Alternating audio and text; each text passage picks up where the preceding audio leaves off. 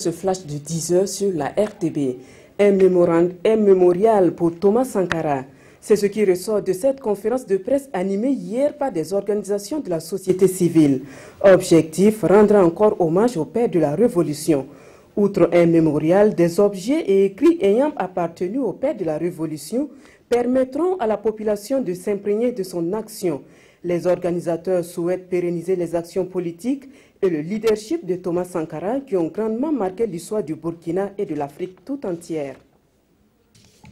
Un bilan encore plus lourd en Italie.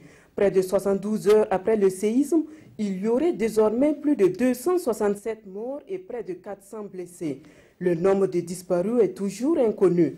Face à l'ampleur du drame, le Conseil des ministres a déclaré l'état d'urgence dans les régions touchées.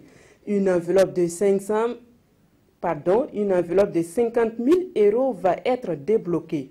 Le gouvernement italien a aussi promis la mise en œuvre d'un plan de prévention des risques sismiques avec pour objectif de minimiser au maximum le danger. Amérique du Sud, en Bolivie, un ministre a été séquestré et tué par des manifestants. Rodolfo Illanes, le vice-ministre bolivien de l'Intérieur, a été kidnappé alors qu'il se rendait à un rassemblement de mineurs.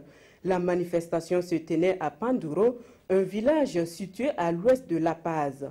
Entre 100 et 220 personnes ont été arrêtées et le gouvernement affirme que l'acte ne restera pas impuni.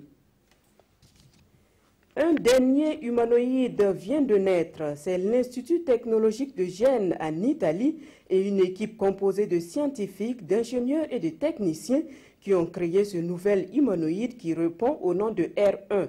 Ce robot a été conçu pour aider les personnes handicapées. R1 pèse 50 kg. Il a été fabriqué en plastique, en fibre de carbone et en métal. Il devra arriver sur le marché dans environ 1 an.